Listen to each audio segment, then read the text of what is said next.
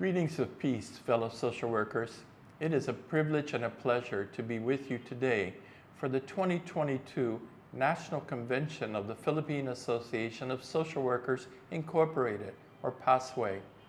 Allow me, please, to express my gratitude to you for the roles you have played and are playing in my development as a social worker.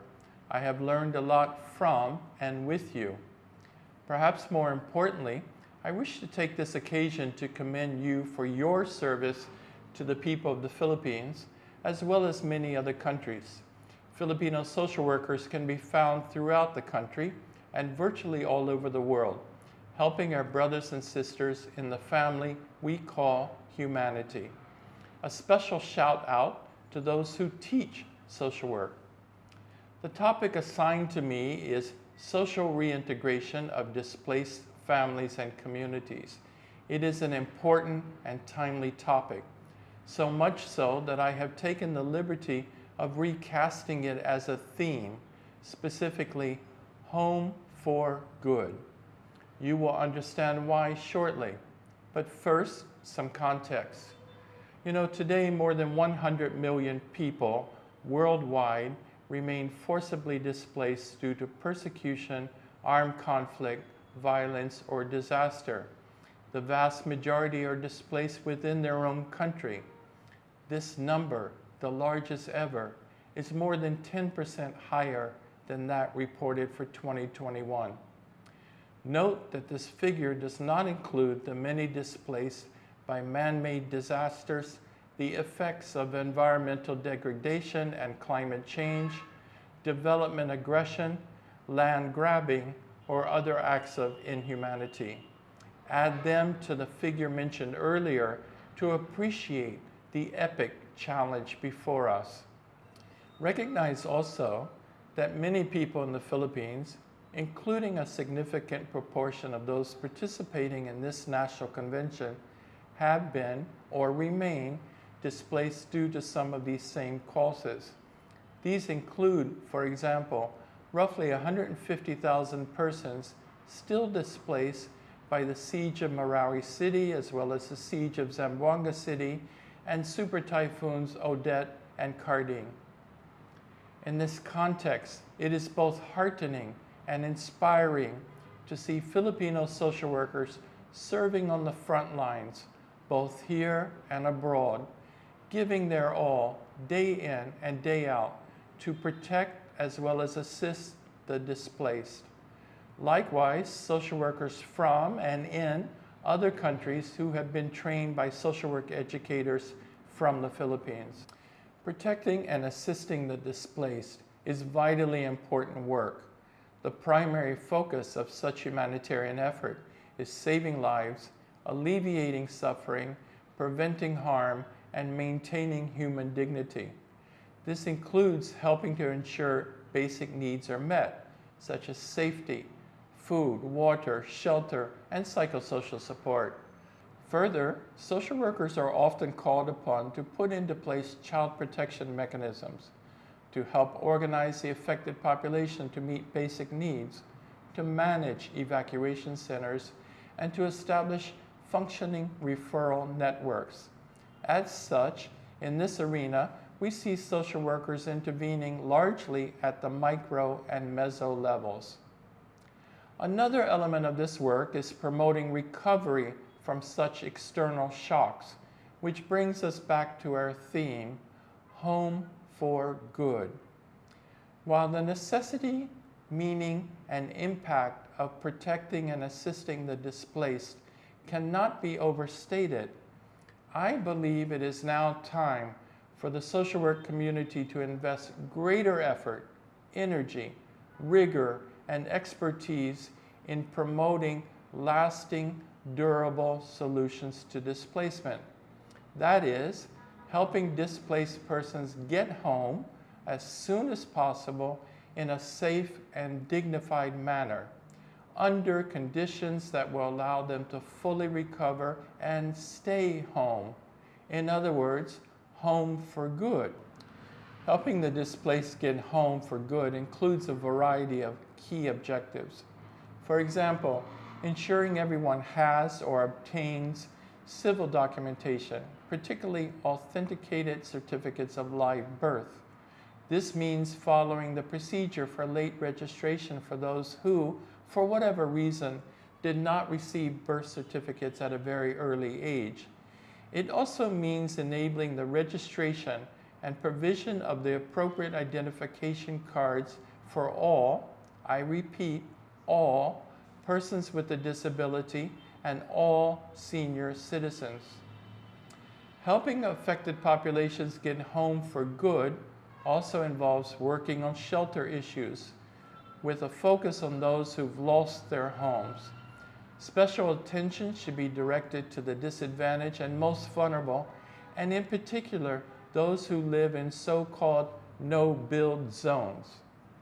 In addition to helping them with housing, social workers can help restore or foster new livelihood activities, get children and youth back into school, and promote the planting of vegetables with the dual aim of food on the table and improved nutritional status. Helping people return home for good often means working at all three levels of intervention. For example, helping a family rebuild their home is essentially a micro-level intervention, while organizing affected populations to work together to establish community gardens is a meso-level intervention. Addressing policy and practice related to no-build zones usually requires macro-level efforts, including advocacy, and should be directed towards reasonable, sustainable solutions. In addition to helping people get home for good, I believe it is time for more social workers to step forward to work collaboratively with those who have returned home, as well as a host of other stakeholders, to address those issues that cause displacement. In other words, home for good, specifically acting together to promote the common good, the good of all, not just some. Preventing displacement requires collective effort to foster inclusion, peace, respect for human rights, and the equitable distribution of resources. It also entails collaboration on environmental protection and climate change adaptation, addressing socioeconomic disparities and inequality, and the pursuit of social justice. For example, helping former combatants transition into peaceful and productive members of broader society, or planting mangroves to protect the shoreline, increase fish yields, promote food security, and increase livelihood. It means social workers engaged at the policy and program levels to ensure disaster risk reduction plans are well formulated, understood by the community as a whole, and properly resourced. These plans should obviously include attention to early warning systems and safe preemptive evacuations.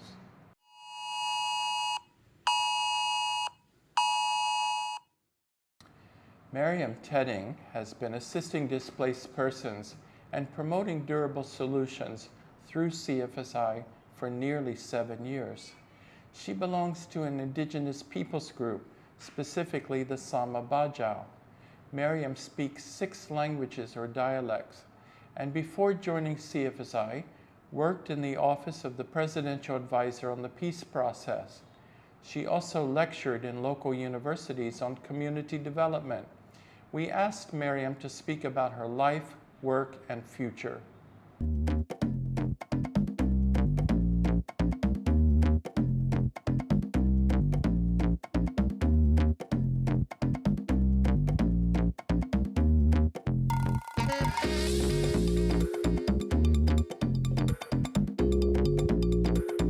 Assalamualaikum warahmatullahi ta'ala wabarakatuh. So I'm Yam. I was born at home in Rihonda, Zamboanga City, Mindanao, one of the 12 children of a young mother. My father is a fisherman and my mother is a full-time housewife and part-time dressmaker.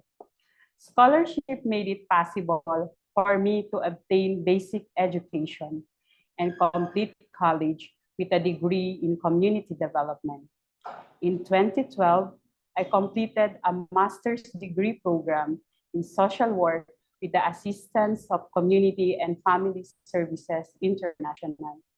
In 2013, the attempted siege of Zamboanga City by a heavily armed group resulted in 3 weeks intensive armed conflict, 38 deaths, and almost 120,000 persons displaced. It also resulted in the destructions of our home. We lost our home and possessions. Like many others, my husband and I, plus my 2 children, were displaced persons for several long years, forced to rebuild our lives, essentially starting from scratch. In 2016, I joined CFSI as a community organizer. Over the next few years, I was given more training and support and took on increasing responsibility. I currently serve as the head of office of CFSI in Zamboanga City, where we manage operations in Zamboanga, including the island provinces of Basilan, Sulu, and Tawi-Tawi. In this capacity, I manage a program portfolio focused on protecting and promoting human security, including promoting literacy and sustained recovery of the Sama-Bajau and other persons displaced by the 2013 Zamboanga crisis. Our work includes protecting children and youth from abuse, exploitation, and trafficking, as well as promoting their health and welfare through information, education, communication, and case management services. To better ensure the Sama-Bajau consider themselves home for good, our team is working closely with the local government of Zamboanga City and other stakeholders to help those persons without birth certificates to obtain them. A birth certificate recognizes one's identity, promotes human dignity, and enables access to a variety of social protection services and reduce the risk of statelessness. It also helps foster inclusion in society and affords protection of human rights. But many of the most disadvantaged and vulnerable populations in the Philippines, including many indigenous peoples, lack this basic social protection document. We urgently need more social workers focused on this issue. The lockdowns associated with the COVID-19 pandemic required our team to adapt different approaches to service delivery. Whereas schools were closed for more than 2 years to reduce the risk of infection, my husband and I turned our home into a no-cost venue for learning. We did this because we understand that a child a day without learning is an opportunity lost forever. Several days, weeks, for 2 years, Sama-Bajau have gathered in our home to learn how to read and write. From volunteers, learning facilitators trained by CFSI team and our government counterparts. Our collective passion, hard work, personal sacrifices, and willingness to go the extra mile is credited with making the seemingly impossible possible. In addition to the direct services, our team is supervising the social work students undertaking internship in social work at CFSI. We also serve as a resource persons at the local universities for the community development and social work students. For the future, hoping to see many more young people become licensed social workers. I'd like us to work together with professional social workers and broader community to prevent future displacement. This will require us to expand our work with at-risk populations to prevent trafficking and exploitation. We need to intensify our efforts to prevent the fire incidents that consume homes and displace many families every year in Zamboanga. We must also invest more in developing environment-friendly livelihood opportunities that can be carried out near the homes of the most needy and result in cash for basic needs. Lastly, we must do all we can to get more children as well as adults in education and increase the percentage of those who earn at least high school diploma. With that, we thank everyone for this opportunity. Protecting and assisting persons displaced by persecution, armed conflict, disaster, and other exceptionally difficult circumstances is recognized by the social work profession as incredibly important work.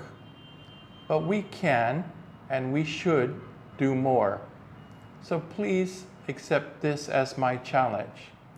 Let's do more to help displaced persons get home for good, and once home, work collectively for the common good. Home for good. Thank you for your time and attention.